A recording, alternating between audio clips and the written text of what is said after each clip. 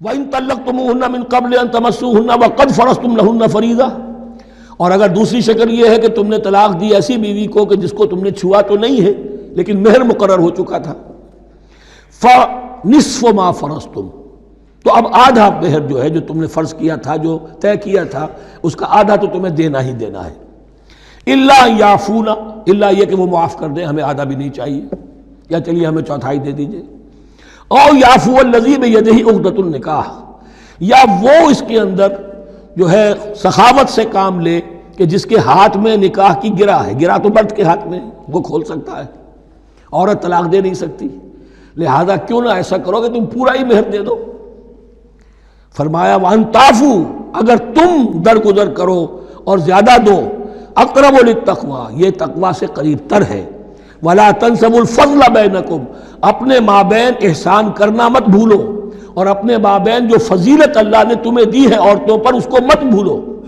تمہارا پھر ایٹیچیوڈ بھی ایسا ہونا چاہیے کہ تم اپنے بڑے ہونے کے حساب سے ان کے ساتھ نرمی کرو، ان کو زیادہ دو، ان کو جتنا بھی مہر مقرر کیا تھا اس سے بھی زیادہ دے دلا کے رخصت کرو۔ قانون میں تو صرف مہر ہوگا،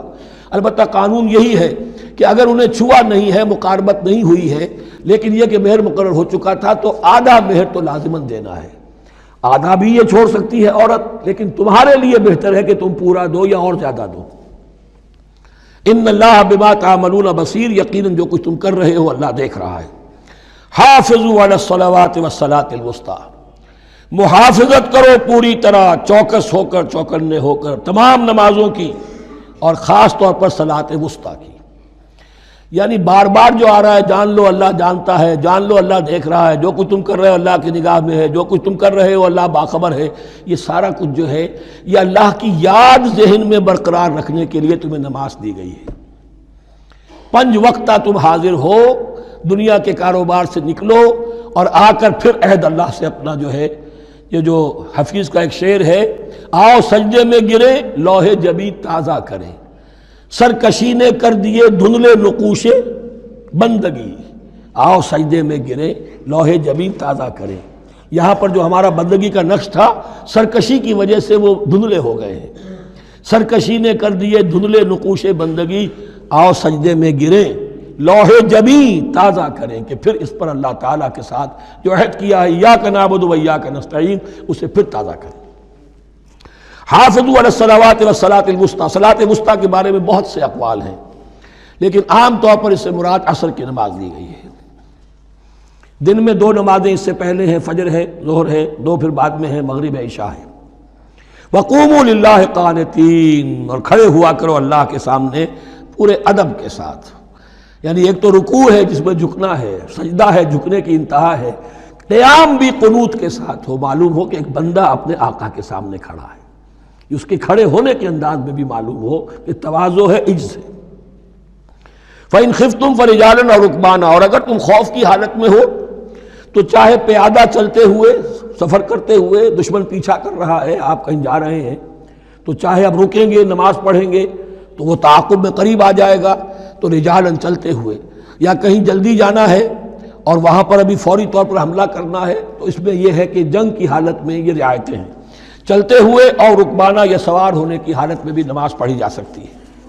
فَإِذَا أَمِنْتُمْ، لیکن پھر جب امن میں ہو جاؤ، فَاذْكُرُوا اللَّهَ كَمَا عَلَّمَكُمْ، پھر اللہ کو یاد کرو جیسے کہ تمہیں اس نے سکھایا ہے۔ کس نے سکھایا ہے؟ محمد الرسول اللہ نے۔ صلوا كما رأيتموني أصلي، نماز پڑھو جیسے کہ تم مجھے دیکھتے ہو میں نماز پڑھتا ہوں۔ وہ ہے اللہ کا سکھایا ہوا، اس لیے کہ یہ بھی ثابت ہے روایات سے کہ حضرت جبرائیل نے آ کر حضور کو نماز پڑھائی ہے، 2 دن پڑھائی ہے۔ ایک دن 5 نمازیں اول وقت میں پڑھائیں، دوسرے دن 5 نمازیں آخری وقت میں پڑھائیں، اور بتا دیا کہ ان نمازوں کا وقت ان اوقات کے دوران ہے۔ تو معلم جو ہے حضور کے نماز کے معاملے میں حضرت جبرائیل ہے، اور اب حضور جو ہے پوری امت کے لیے معلم ہے۔ فَإِذَا أَمِنْتُمْ فَاذْكُرُوا اللَّهَ كَمَا عَلَّمَكُمْ مَا لَمْ تَكُونُوا تَعْلَمُونَ، جو کچھ تم نہیں جانتے تھے اللہ نے تمہیں سکھایا ہے۔ وَالَّذِينَ يَتَوَفَّوْنَ مِنْكُمْ وَيَذَرُونَ أَزْوَاجًا، اور پھر دوبارہ لوٹ کر معاملہ آ رہا ہے بیواؤں کا، اور جو لوگ تم میں سے وفات دے دیے جائیں اور وہ چھوڑ جائیں پیچھے بیویاں، وَصِيَّةً لِأَزْوَاجِهِمْ مَتَاعًا إِلَى الْحَوْلِ غَيْرَ إِخْرَاجٍ، تو ان کی بیویوں کے لیے وصیت لازماً، اپنی بیویوں کے لیے وصیت لازماً کریں 1 سال تک کے لیے نان نفقے کی، اور بغیر اس کے کہ انہیں گھروں سے نکالا جائے۔ اب یوں سمجھیے اس کو، ایک شخص فوت ہوا، 4 بیویاں ہیں، ایک کے ہاں اولاد تھی، بیٹا تو اسی کا ہے، باقی 3 تو اس کی جو ہیں سوتیلی مائیں ہیں۔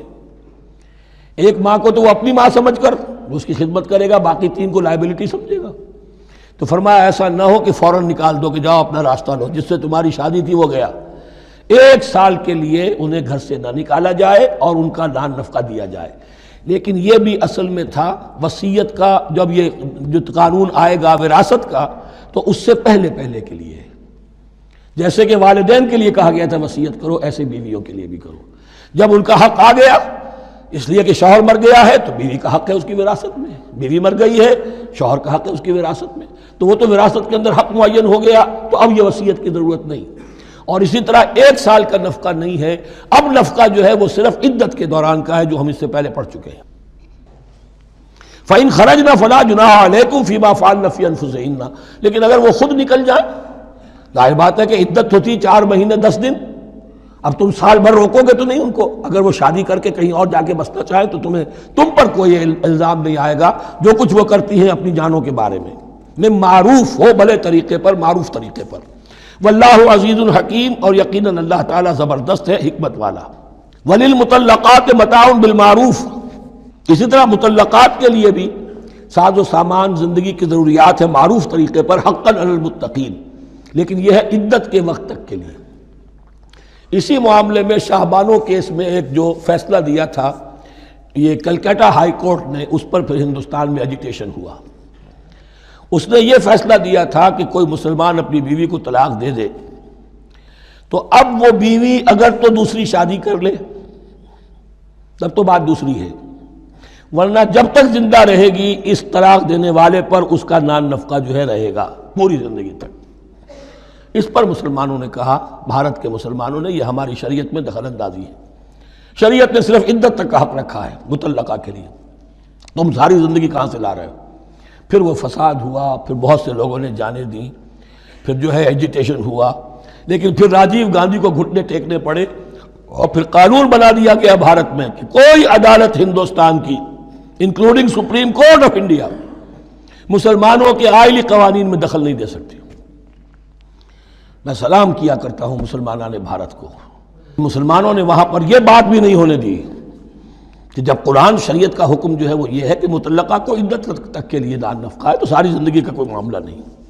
کذالک یبین اللہ لکم آیاتہ لعلکم تعقلون، اسی طرح اللہ تعالیٰ تمہارے لیے اپنی آیات کو واضح کر رہا ہے تاکہ تم عقل سے کام لو اور سمجھو۔ اب جو 2 رکوع اگلے آ رہے ہیں یہ بڑے اہم ہیں اس اعتبار سے کہ یہ تاریخ بنی اسرائیل کا غزوہ بدر ہے جس کا تذکرہ ہوگا۔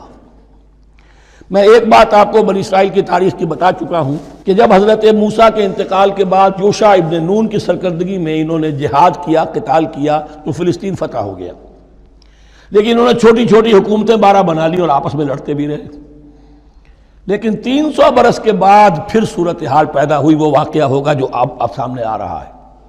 کہ جب ان کے اوپر دنیا تنگ ہو گئی، آس پاس کے جو کافر اور مشرک لوگ تھے انہوں نے انہیں دبا لیا، بہت سوں کو ان کے گھروں سے، ان کے ملکوں سے نکال دیا، تو پھر تنگ آ کر انہوں نے کہا اس وقت کے نبی سے کہ ہمارے لیے کوئی بادشاہ بنا دیجئے، سپہ سالار بنا دیجئے، اب ہم اللہ کی راہ میں جنگ کریں گے۔ تو وہ جو جنگ ہوئی ہے طالوت اور جالوت کی، اس جنگ کے بعد سے خلافت راشدہ شروع ہوئی ہے دور بنی اسرائیل کی۔ گویا کہ خلافت راشدہ دور بنی اسرائیل کی 300 برس بعد آئی ہے ان کے رسول کے انتقال کے، جبکہ خلافت راشدہ اس امت مسلمہ کی متصل ہے رسول اللہ صلی اللہ علیہ وسلم کے زمانے کے ساتھ، اس لیے کہ صحابہ نے جانیں دیں، خون دیا، قربانیاں دیں، اور اس کے نتیجے میں حضور کی زندگی ہی میں دین غالب ہو گیا، اسلامی ریاست قائم ہو گئی۔ تو ظاہر بات ہے اس کے بعد آپ کے انتقال کے بعد خلافت کا دور شروع ہو گیا، لیکن وہاں یہ سارے سال 300 برس گزرے ہیں، اس کے بعد ان کا دور خلافت آیا ہے، اور اس میں بھی 3 خلافتیں ہیں کہ جو متفق علیہ ہیں، ویسے وہاں تو وہ نبوتیں ہیں، طالوت علیہ السلام، داؤد علیہ السلام اور سلیمان علیہ السلام۔ چوتھی خلافت پر آ کر تقسیم ہو گئی ہے، جیسے حضرت علی کے زمانے میں چوتھی خلافت میں عالم اسلام جو ہے دارالاسلام منقسم ہو گیا کہ مصر اور شام نے حضرت علی کی خلافت کو تسلیم نہیں کیا۔ اسی طرح حضرت سلیمان کے دو بیٹوں میں پھر ان کی مملکت تقسیم ہو گئی، ایک اسرائیل اور ایک یہودیہ، یہ دو ریاستیں وجود میں آئی، جیوڈی۔ بہرحال یہ جو واقعہ تھا کہ جس کے بعد خلافت راشدہ شروع ہو رہی ہے، اسلام کا غلبہ شروع ہو رہا ہے حضرت موسیٰ کی تاریخ میں، وہ ہے طالوت اور جالوت کی جنگ۔ اس کے لیے اب یہاں پر تذکرہ ہو رہا ہے، اور یہ بھی ایک آئینہ دکھایا جا رہا ہے صحابہ کرام کو، اب یہی مرحلہ تمہیں درپیش ہے۔ غزوہ بدر آیا چاہتا ہے، آئینہ، coming events cast their shadows before, تمہیں پہلے سے بتایا جا رہا ہے۔ الم تر الی الذین خرجوا من دیارہم، کیا تم لوگوں نے غور نہیں کیا ان لوگوں کے حال پر کہ جو نکل گئے اپنے گھروں سے، وہم الوف، جبکہ وہ ہزاروں کی تعداد میں تھے، حذر الموت، موت سے ڈر کی وجہ سے، یعنی جب کفار اور مشرکین نے غلبہ کر لیا ان پر اور بہت سے ملکوں سے یہ بھاگے اپنے ملک چھوڑ کر، فقال لهم اللہ موتوا، تو اللہ نے ان سے کہا کہ مر جاؤ، ثم احیاہم، پھر انہیں زندہ کیا۔ یہاں یہ بھی ہو سکتا ہے مراد کہ فی الواقع یہ عمل ہوا ہو، اور یہ بھی مراد ہو سکتا ہے جیسے قوم مر جاتی ہے لیکن پھر اس کا نشأت ثانیہ ہو جاتی ہے، پھر اللہ نے ان کے اندر ایک جذبہ پیدا کر دیا۔ یعنی یہاں پر مرنا اور احیاء جو ہے وہ معنوی ہو، روحانی ہو، اخلاقی ہو، وہ بالفعل جسدی نہ ہو، لیکن اللہ کے اختیار سے باہر نہیں، اس کی قدرت میں ہے، سب کو مار کر بھی دوبارہ جلا سکتا ہے۔ ان اللہ لذو فضل علی الناس ولکن اکثر الناس لا یشکرون، اور یقیناً اللہ تعالیٰ تو اپنے بندوں پر بڑا فضل کرتا ہے، لیکن اکثر لوگ جو ہے شکر نہیں کرتے، ناقدری کرتے ہیں اللہ کے احسانات کی۔ لیکن اب وہ غزوہ بدر جو ہے ان کا سابقہ امت مسلمہ کا، اس کا حال بیان کرنے سے پہلے مسلمانوں سے گفتگو ہو رہی، اس لیے کہ ہے تو ساری ان کے لیے، ان کی ہدایت کے لیے۔ تاریخ بیان کرنا قرآن کا مقصد نہیں ہے، تاریخ کی کتاب نہیں ہے یہ، تو جو پروسیس آف ریولوشن چل رہا تھا، جو جد و جہد تھی، جو تحریک تھی محمد رسول اللہ کی، جس مرحلے میں سے وہ تحریک گزر رہی ہے، اسی مرحلے کی مناسبت سے سابقہ تاریخ سے بھی واقعات لائے جا رہے ہیں، اور اسی کی مناسبت سے وہ جو بھی وقتی احکام ہیں وہ دیے جا رہے ہیں۔ وَقَاتِلُوا فِي سَبِيلِ اللَّهِ وَاعْلَمُوا أَنَّ اللَّهَ سَمِيعٌ عَلِيمٌ، اور جنگ کرو اللہ کے راستے میں، اور جان لو اللہ تعالیٰ سب کچھ سننے والا اور جاننے والا ہے۔ مَنْ ذَا الَّذِي يُقْرِضُ اللَّهَ قَرْضًا حَسَنًا فَيُضَاعِفَهُ لَهُ أَضْعَافًا كَثِيرًا، کون ہے وہ شخص کہ جو اللہ کو قرض حسنہ دے؟ یہ انفاق جب کیا جاتا ہے خالص اللہ کے دین کے لیے، تو اللہ کہتا ہے یہ میرے ذمہ قرض ہے، دین میرا ہے، تم میرے دین کو غالب کرنا چاہتے ہو، میری حکومت قائم کرنا چاہتے ہو، تو جو کچھ اس میں خرچ کرو گے وہ مجھ پر قرض ہے، قرض حسنہ ہے۔ من ذا الذی یقرض اللہ قرضا حسنا فیضاعفہ لہ، تو اللہ اس کو اس کے لیے بڑھاتا رہے، دگنا کرتا رہے، اضعافا کثیرا، دگنا چوگنا، بہت گنا۔ واللہ یقبض ویبسط، اور اللہ ہی کے اختیار میں کسی چیز کو چھوٹا کر دینا، سکیر دینا، اور کھول دینا اور کشائش کر دینا۔ وَإِلَيْهِ تُرْجَعُونَ، اور اسی کی طرف تمہیں لوٹا دیا جائے گا۔ یہاں دیکھیے یہ دونوں چیزیں، جہاد بالنفس اس کی آخری شکل قتال، اور جہاد بالمال اس کے لیے پہلے لفظ آ رہا تھا انفاق، اب قرض حسنہ، اللہ کو قرض حسنہ۔ أَلَمْ تَرَ إِلَى الْمَلَإِ مِن بَنِي إِسْرَائِيلَ مِن بَعْدِ مُوسَىٰ، کیا تم نے غور نہیں کیا موسیٰ کے بعد بنی اسرائیل کے سرداروں پر، ملا من بعد موسیٰ، اذ قالوا لنبی لہم، جبکہ انہوں نے اپنے نبی سے کہا، یہ تو میں آپ کو حدیث سنا چکا ہوں، کوئی وقت ایسا نہیں گزرا حضرت موسیٰ کے بعد کہ نبی کوئی نہ کوئی موجود نہ رہا ہو، حضرت عیسیٰ تک۔ اس زمانے کے جو نبی تھے ان سے انہوں نے کہا لَهُمْ ابْعَثْ لَنَا مَلِكًا نُقَاتِلْ فِي سَبِيلِ اللَّهِ، اب ہمارے لیے کوئی بادشاہ مقرر کر دیجئے تاکہ ہم اللہ کی راہ میں قتال کریں، جنگ کریں۔ یہاں بادشاہ سے مراد ہے جو سپہ سالار ہو، نبی ہے تو ظاہر بات ہے کہ نبی کا رتبہ تو بلند رہے گا، لیکن نبی کے تابع ہو کر کوئی شخص کہ جو جنگ کی سپہ سالاری کر سکے اس کو نامزد کر دیجئے۔ قال هل عصیتم ان کتب علیکم القتال الا تقاتلوا، جو نبی تھے یہ سیموئیل نبی تھے، سموئیل، یہ آپ اولڈ ٹیسٹمنٹ میں پڑھیں گے، سیموئیل نبی۔ انہوں نے کہا کہ اس کا بھی اندیشہ ہے کہ جب جنگ فرض کر دی جائے اللہ تقاتلوا، پھر تم جنگ نہ کرو، یعنی ابھی تو بڑے تمہارے دعوے ہیں، بہادری دکھا رہے ہو، بڑا جوش و خروش ہے، کہیں ایسا تو نہیں ہوگا کہ ادھر سے میں اللہ تعالیٰ سے اجازت بھی لوں جنگ کی اور تمہارے لیے کوئی سپہ سالار یا بادشاہ بھی بنا دوں اور پھر تم جنگ سے کنی کترا جاؤ۔ قالوا وما لنا الا نقاتل فی سبیل اللہ، ان کا کیسے ممکن ہے کہ ہم اللہ کی راہ میں قتال نہ کریں؟ وقد اخرجنا من دیارنا وابنائنا، جبکہ ہمیں نکال دیا گیا ہے ہمارے گھروں سے اور ملکوں سے اور اپنے بیٹوں سے، یعنی ان کی اولاد کو تو انہوں نے غلام بنا لیا، ان کی عورتوں کو بانیہ بنایا، اب یہ تو نکلے ہوئے ہیں اپنے ملکوں سے خوف سے بھاگے ہوئے۔ فلما کتب علیہم القتال، تو جب ان پر وہ جنگ فرض کر دی گئی، تولوا الا قلیلا منہم، تو پیٹھ پھیر گئے سب کے سب سوائے کچھ لوگوں کے۔ یہ گویا کہ تنبیہ کی جا رہی ہے، مسلمانوں تم بھی بہت کہتے رہے ہو کہ حضور ہمیں جنگ کی اجازت ملنی چاہیے، ہم کب تک یہ ظلم سہیں گے؟ لیکن ایسا نہ ہو، دیکھو اب جب جنگ کا حکم آئے، اب پڑھ چکے ہم وہ آیت کتب علیکم القتال وہو کرہ لکم، اب اچھی نہیں لگ رہی جنگ، جان تو پیاری ہے، تو اب دکھا دیا گیا وہاں بھی یہ ہوا۔ واللہ علیم بالظالمین، اور اللہ ایسے ظالموں سے خوب باخبر ہے۔ وقال لهم نبیہم، اور ان سے کہا ان کے نبی نے، ان اللہ قد بعث لکم طالوت ملکا، تمہارے لیے اللہ تعالیٰ نے طالوت کو بادشاہ مقرر کیا ہے۔ ان کا نام تورات میں آیا ہے سول یا ساؤل، SAUL۔ اب یہ سمجھ میں نہیں آتا، ہو سکتا ہے کہ اصل نام ساؤل ہو، لیکن چونکہ وہ بہت قداور تھے، طول قداور، اس لیے ان کا ایک صفاتی نام ہو طالوت۔ قرآن مجید نے صفاتی نام لیا ہے کہ وہ بہت قداور تھے۔ قالوا انا یکون له الملک علینا، اب انہوں نے کہا کیسے ہو سکتا ہے کہ اسے بادشاہت ملے ہمارے اوپر، ونحن احق بالملک منہ، ہمیں زیادہ حق حاصل ہے اس کے مقابلے میں کہ ہمیں بادشاہی دی جائے۔ ولم یؤت سعۃ من المال، وہ تو مفلس ہے، اسے تو اللہ نے کوئی زیادہ دولت دی نہیں ہے، کیونکہ ان کے معیار تو یہی تھے، جو دولت مند ہے وہی صاحب عزت ہے۔ قال ان اللہ اصطفاہ علیکم، اب نبی نے کہا اب جو چاہو کہو، اللہ نے اس کو چن لیا ہے تم پر، یہ فیصلہ اب ہو چکا، اللہ کا فیصلہ ہے، ڈیوائن ججمنٹ ہے، ڈیوائن ڈیسیجن ہے، کین ناٹ بی ریووکڈ۔ وزادہ بسطۃ فی العلم والجسم، اور اسے کشادگی عطا کی ہے علم اور جسم دونوں چیزوں میں، قداور ہے، طاقتور ہے، اور اسی طریقے سے علم اور فہم دیا ہے۔ تم دولت دیکھتے ہو، اللہ نے چنا ہے ان دو چیزوں کی بنا پر، جسمانی طاقت، جسمانی قوت، اس دور میں ظاہر بات ہے اس کی بہت ضرورت تھی، اور دوسرے یہ کہ اسے علم دیا ہے، فہم دیا ہے، سمجھ دی ہے، دانش دی ہے۔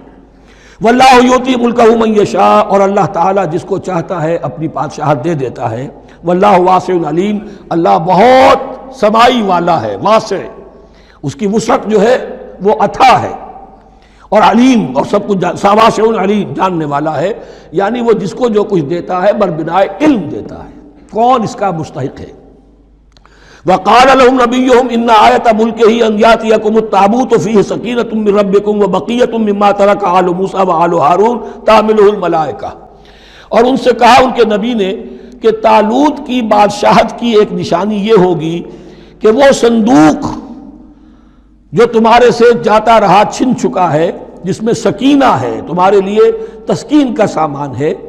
تمہارے رب کی طرف سے، اور بقیت مما ترک آل موسیٰ و آل ہارون، اور کچھ تبرکات ہیں جو آل موسیٰ اور آل ہارون کے اس صندوق میں رکھے ہوئے ہیں، تحملہ الملائکہ، وہ ملائکہ کی تحویل میں ہے۔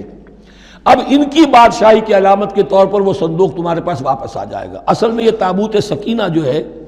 یہ ان کا ایک بڑا لکڑی کا صندوق ہے، اب بھی ہے، ان کا دعویٰ ہے کہ موجود ہے، اور مسجد اقصیٰ کے نیچے جو سرنگ ہے اس میں موجود ہے۔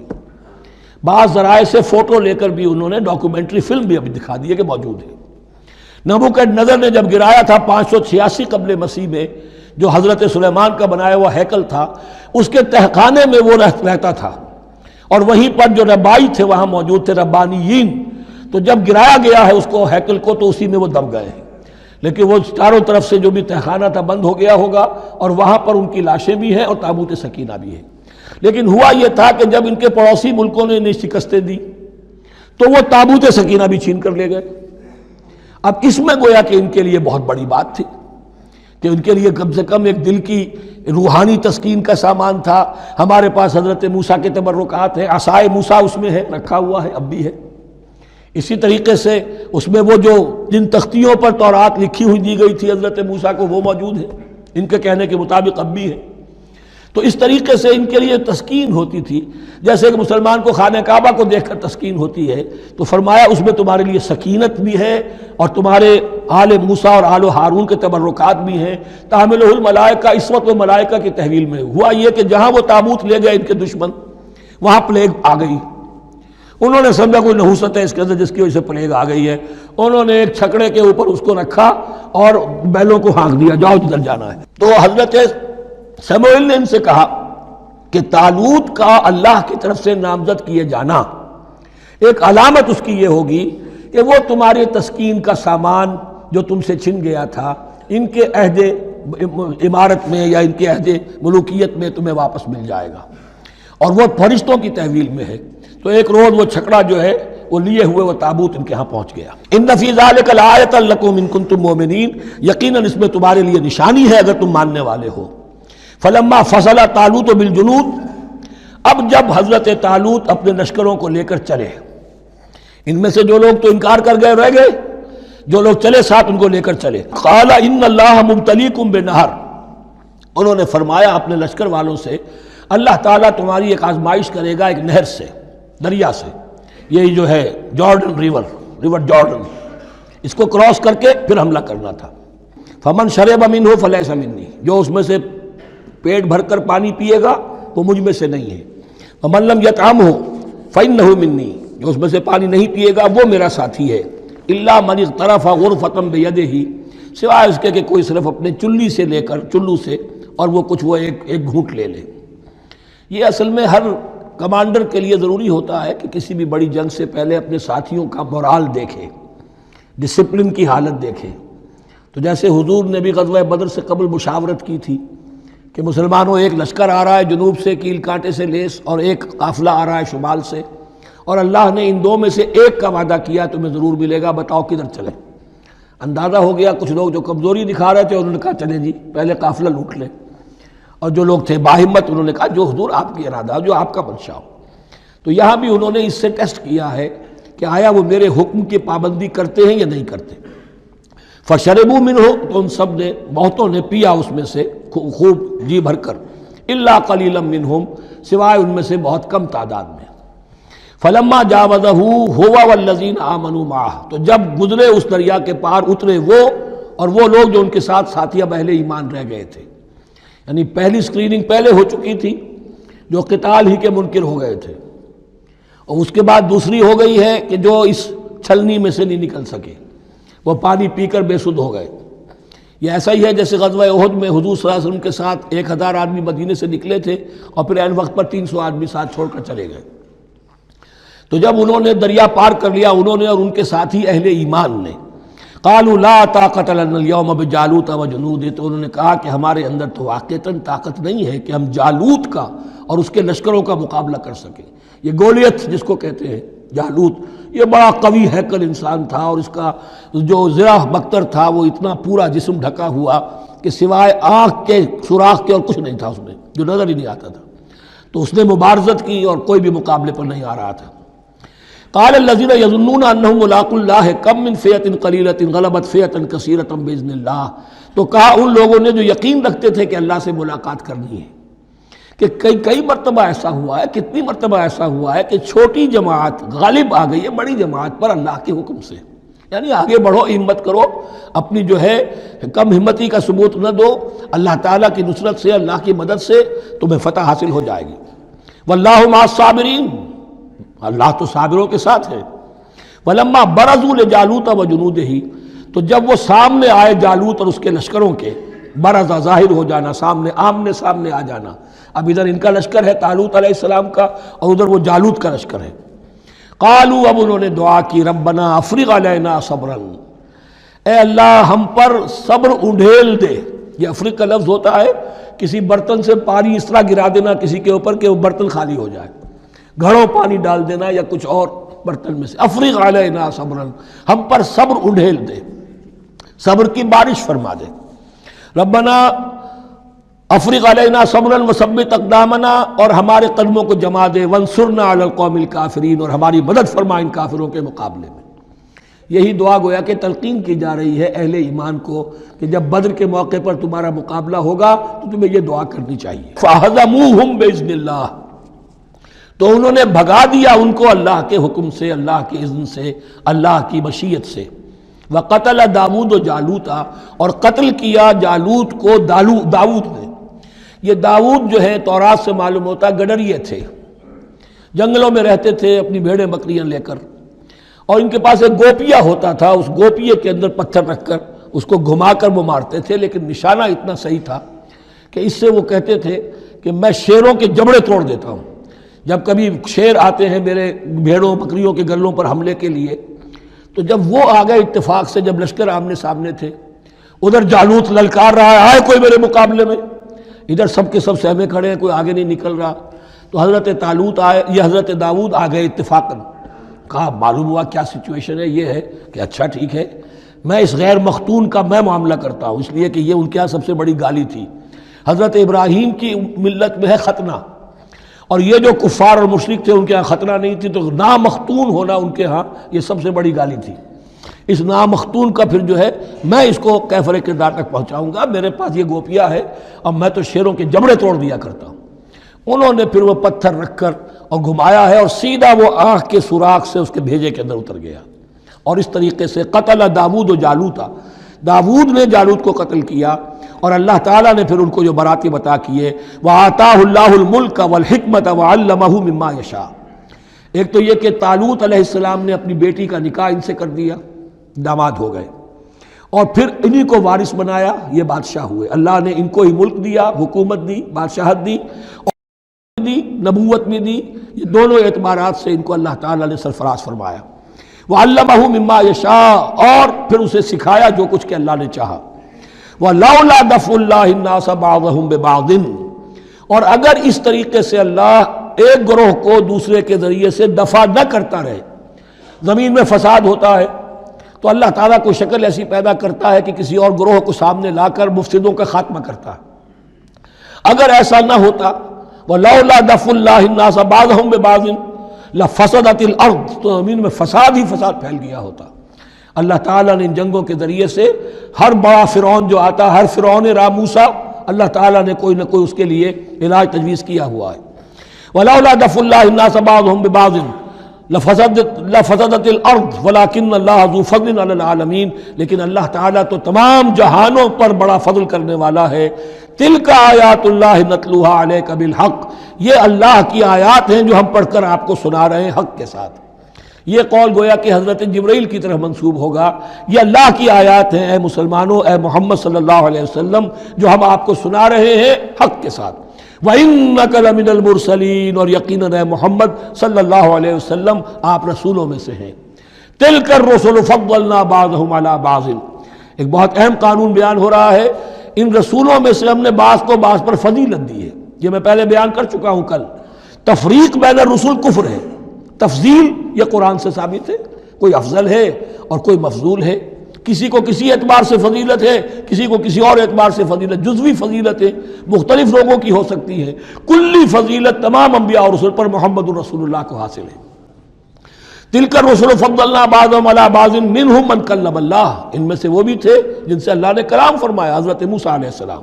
ورفع بعضهم درجات، اور بعضوں کے اور کسی اعتبار سے درجات بڑھا دیے۔ وآتینا عیسیٰ ابن مریم، اور ہم نے عیسیٰ ابن مریم کو البینات بڑے کھلے معجزے دیے۔ وأیدناہ بروح القدس، اور ان کی مدد فرمائی حضرت جبرائیل کے ساتھ۔ وَلَوْ شَاءَ اللَّهُ مَا اقْتَتَلَ الَّذِينَ مِن بَعْدِهِمْ مِن بَعْدِ مَا جَاءَتْهُمُ الْبَيِّنَاتُ، لیکن اللہ چاہتا تو یہ آپس میں نہ لڑتے جھگڑتے، نہ یہودیوں کی آپس میں جنگیں ہوتی، نہ یہودیوں اور نصرانیوں کی ہوتی، نہ نصرانیوں کے فرقے ایک دوسرے سے لڑتے۔ وَلَوْ شَاءَ اللَّهُ مَا اقْتَتَلَ الَّذِينَ مِن بَعْدِهِمْ مِن بَعْدِ مَا جَاءَتْهُمُ الْبَيِّنَاتُ، اس کے بعد کہ ان کے پاس واضح تعلیمات آ چکی تھیں۔ وَلَٰكِنِ اخْتَلَفُوا، لیکن انہوں نے اختلاف کیا۔ فَمِنْهُم مَّنْ آمَنَ وَمِنْهُم مَّنْ كَفَرَ، ان میں وہ بھی ہیں جو ایمان لے آئیں گے اور ان میں وہ بھی ہیں جو کفر پر اڑ گئے ہیں۔ وَلَوْ شَاءَ اللَّهُ مَا اقْتَتَلُوا، اگر اللہ چاہتا ان پر لازم کر دیتا، یعنی جبراً تکوینی طور پر، تو اختلاف نہ کرتے، جھگڑتے نہ۔ ولیکن اللہ یفعل ما یرید، لیکن اللہ تو کرتا ہے جو چاہتا ہے۔ اللہ نے جو دنیا کو اس حکمت پر بنایا ہے کہ یہ دنیا کی زندگی آزمائش ہے، آزمائش کے لیے آزادی دی ہے، تو جو شخص غلط راستے پر جانا چاہے اسے آزادی ہے، جو صحیح راستے پر آنا چاہے اسے آزادی ہے۔ بارک اللہ لی ولکم فی القرآن العظیم ونفعنی وإیاکم بالآیات والذکر الحکیم۔